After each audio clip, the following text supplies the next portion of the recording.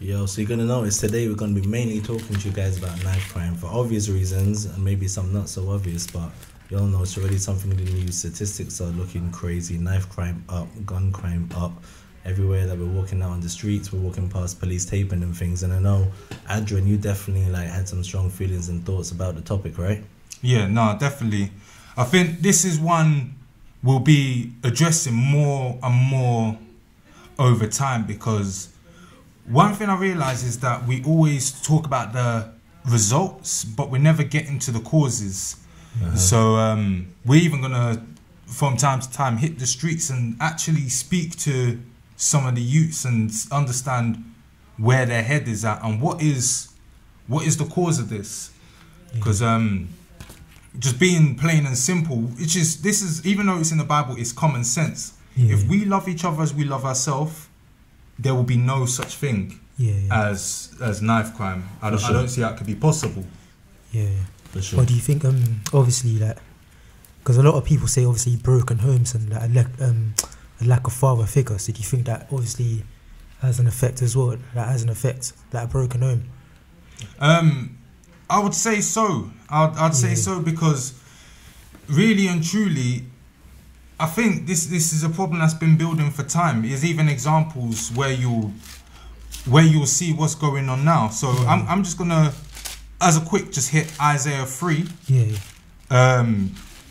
This is like every broken home can relate to this, and it says, all right, let me go from 3 and 11 to 12. Woe unto the wicked, it shall be ill with him, for the reward of his hands shall be given unto him. As for my people, children are their oppressors, and women rule over them. O my people, that which lead thee to cause thee to error, and destroy the way of thy paths. So, as you can see, the men are still not there. Even this is the book of Isaiah, and it's single woman households, and the women are getting hell from their kids. I think from my perspective, what I see, if, for example, if there's obviously a lot of kids coming from broken homes, I think the community has to obviously get involved in those kids' lives as well. Like the men, like strong men in the community, just get involved in these kids' life and just kind of show them, be that father figure to them, so they don't be like a positive father figure, an example to them, rather than letting the streets kind of be that father figure to them, to draw them to a negative side of life, if you know what I mean. With these like fathers though, I think another angle on the debate though is these fathers, a lot of the fathers that aren't present, it's not usually for positive reasons. A lot of it is probably issues to do with like the partner or whatever. So I do question then, do we feel the same fathers that are in prison or dead from knife, gun crime, drug sales, do we feel like they would be able to have a positive impact on the lives of these kids? Yeah, definitely. I mean, well, especially for a boy child growing up, I think they definitely look to like a father figure. If daddy's a drug dealer, true. What's Junior gonna be? This is the thing. Is if one thing I've not seen a lot is a lot of parents admitting to their children when they're wrong. So if he was repentant and explained to his child the dangers of what he was doing and why he should not do it, I think that would help. But I'm not seeing a lot of parents coming out saying outright, look, I was wrong.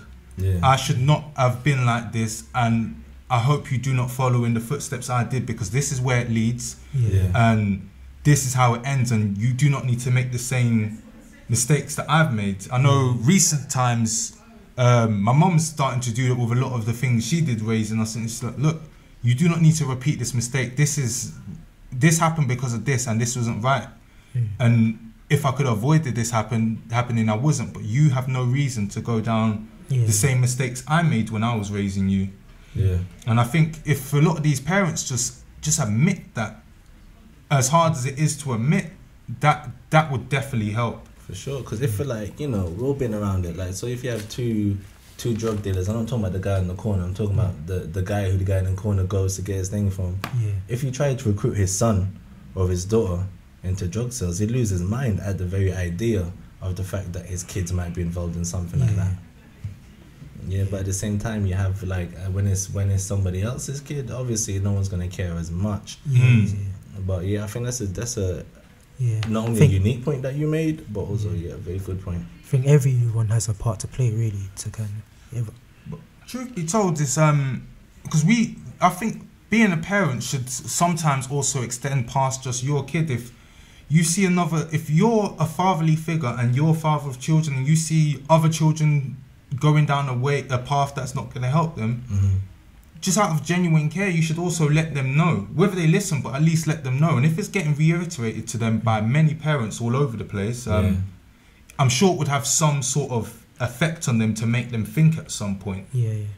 But a lot of adults, I think, are scared to say something to the kids, or even I'm not too sure. For sure, there definitely is that factor, and like for some of them, it's even understandable. I think why. Because, you know, I think there's so many angles to look at it, but I think that fear is a part of this problem that no one's really talked about yet.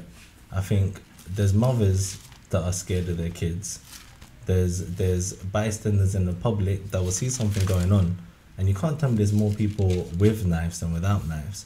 But whenever there's an altercation and whatnot, I've seen people turn around.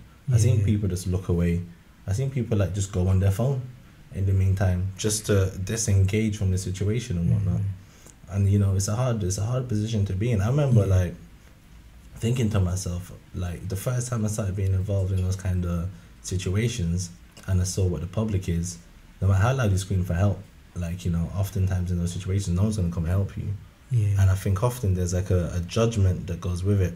I'm not gonna directly say it's because it's a black thing, but the feeling is, if you see two black boys fighting, one of them or both of them is a criminal, and likely you don't want to jump in. I think a lot of the time, because you figure it's either a black problem or he probably did something to deserve it or something like that. And I don't know if that'd be the same situation if it wasn't a black and a black issue happening together.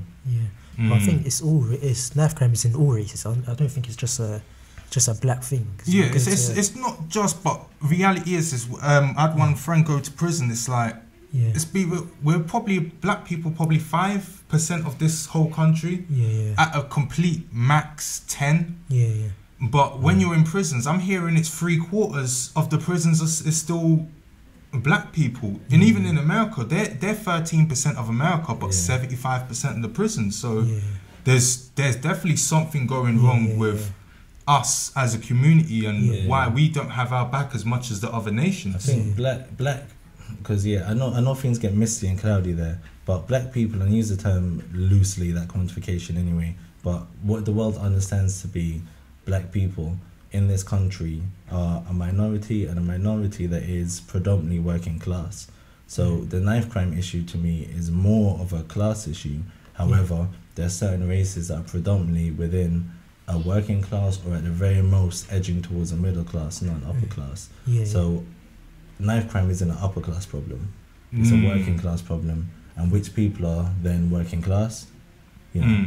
So that's why I think it's an issue within the black community, not solely, but, I understand, but a key issue within the black community. But I'm thinking, what guidance have we been given? Because this is scripture, Proverbs 22:6, train up a child in the way he should go, and when he is old, he will not depart from it.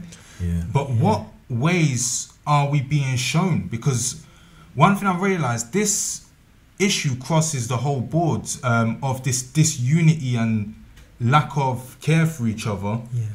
And it's like, I've seen certain ways. I'm seeing children who have been grown up in Christianity still falling into gangs, children grown up in Islam still falling into gangs, children who have grown up with no religious backing thrown into gangs. And I'm thinking, what values are we missing? I think it's the environment, because obviously, like you said, obviously the child could be, the parents could grow their child up in the right way, but then obviously the environment, for example, secondary schools, like they're going to be surrounded by they're going to be surrounded by kids from broken homes, kids that are just depressed about life. So whatever environment a good kid's in, they're more likely to follow the influences around him. Whereas if they're in a good environment, they're going to obviously But you know, I've just realised, from what you're saying as well, two things is I don't think a lot of kids are being educated on the influences around them, as well as a lot of parents who do want to be there more are kept too busy. It's like a lot of these kids, their parents are working nights, so the parents can't even have their eye on their kids. And that's the interesting factor, I think, because why do parents need to work multiple jobs? Money. And you know, I defy you to turn on your TV for any substantial period of time and not be exposed to a product or advert or something centered all about money. And if you want to take it further than that, money, power, respect. And then if you're you and you're 14 and you got holes in your trainers and everything else, you need to know how to get that. And the fastest way to get money, power and respect at 14 often, unfortunately, comes through those avenues. You know? If you have a knife, if you have a gun, more so even, no one's going to disrespect you no more. That's how you can quickly get that respect. And I think in answer to your question about why and what values, money, power and respect are core principles of capitalism and the society that we live in. Any esteemed person that you see on TV, we base their esteem on their money, their power and their respect. And that's how we gauge success. And that's what we're showing the kids. So when they want to get it, it's hard to turn around to them and say, you know, because I remember, like, for myself, even, like, I got to an age where, like, I'm realizing the differences between my financial situation and other people.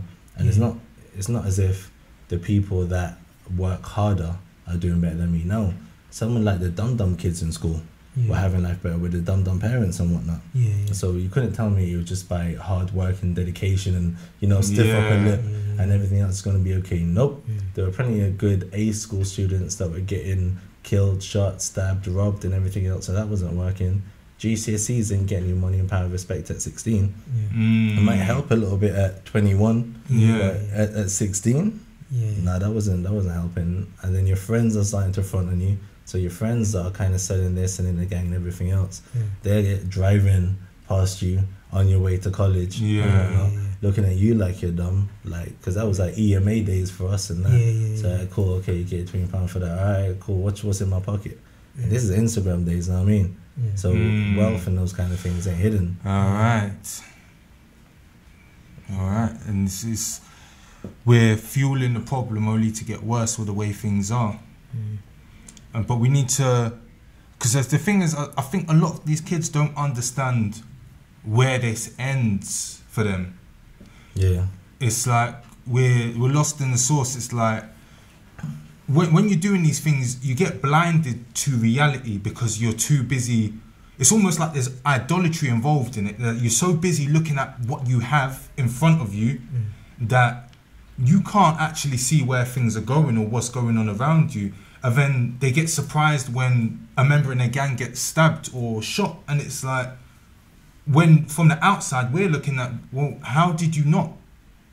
You was up and down the road every day till 3 a.m. Did you think people did not see you? I think, you know, like, we have to learn that we're not invincible. We're not necessarily born with that principle and that trait. You know, you watch the way that kids are. Kids will jump on the wall. You see them walking on a ledge or something. They ain't really got no care because they haven't, like, learned that fear. And I think at a young age, I remember, I don't think I got sick, like even like a common cold, until I was about like 15 or something like that. So at that age, you don't feel worse. I know it kind of goes, it's a funny psychological dance in that paranoia and invincibility, they do live next door to each other. If someone tries to kill you 8 times this week and you're still alive at the end, you start to feel invincible, while at the same time watching your back for time number 9, not knowing if you're going to be that lucky. But you do start to feel invincible and whatnot. So for these kids that live in that life, and if someone tried to kill you in January, someone tried to kill you in February, someone tried to kill you in March, and you're still untouched, you're going to start feeling yourself a little bit like, yo, I am the baddest thing out here on these streets. None of you lot can touch me. Let me get a drill beat real quick and jump on it. Like, true. That is true. Now that makes sense. Well, I'm thinking, I remember there's a scripture, something about pride becomes before a fall. And this is the thing, is when pride is a big blinder to things. I've seen people come up with complete nonsense, but since they think they're so smart, they don't see that they're coming out with nonsense. And same thing with this gang lifestyle. It is nonsense, but they're so filled with pride that they don't want to hear anything. It's like sometimes you have to break them out of that before they can listen. And sometimes it's the way I approach some of these younger ones is I approach them because they expect people to be scared of them with their persona, the way they're moving. But if I approach these roadmen like, what you guys actually doing? Look, make sure you go. I'll let them know where they can find some Bible studies online that break it down for them in a real life perspective, and like, look, make sure you watch it and make them repeat it back to me, because a lot of people ain't approaching them stern like the way a father should be approaching them. Because a father, when he's approaching this kid, he's not going to be like, he's like as an example, Junior, make sure you go and so on. And I think they need that manly, stern approach when we need to deal with them, because no one's giving them that. When some brother whose first name is Younger is their father figure, Younger X or whatnot, you know, and I'm Tiny and like all that kind of stuff. When that brother who's 19 ain't figured out life himself, don't get kicked out of his house and everything already, when he's the one that you're looking to for advice, and it's sounding dope because no one else can, you know, break things down with you in that way, and he can tell you how to get £1,000 by next week, and no one's ever had that conversation with you before. You know, schooling taught you about finance at that age. I think, what is it, college, when they start really breaking down finance and economics and things like that? Not really college. I think it's we're really you just learn on your as you kind of go along. Truth be told, I don't think we're actually taught. Like we are taught, but we're not taught, because when we was in school, we was taught, you get a job, you get this, you get that. By the time we got to this age, I'm 25 now, and I'm like, I earn, just as an example, like say between 20 and 30,000, which 20 years ago I would actually afford a house. But now it's like I'm renting a room, and it's like, Holden, you sold me a dream. Definitely. Like what you told me I could achieve from having a decent job, which I now, like half decent job that I now have, and the things I should afford from having it, I do not have. And it's like, worse if you made a small mistake and you have like a record or something like that. Do you know what I mean? If you shoplifted something or something like that, and like that's with you now for the rest of your life. Every time someone does a CRB check on you and whatnot, you're like sweating because it's about to be game over, and you know that. So you kind of end up graduating sometimes. You know, it might be from like a misdemeanor assault or something like that, where you got into a fight on the street, because life can be like that. Now you have this on your record, so you're weighing up your options now, and it's like, yo, so what are you saying to me?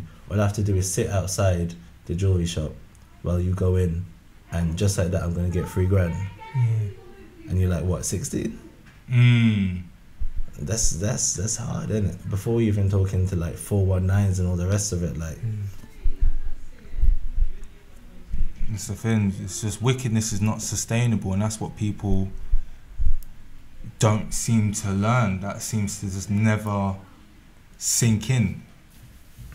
So we're going to explore that further for sure. Let's spin a couple tunes again, and then we're going to get back into it.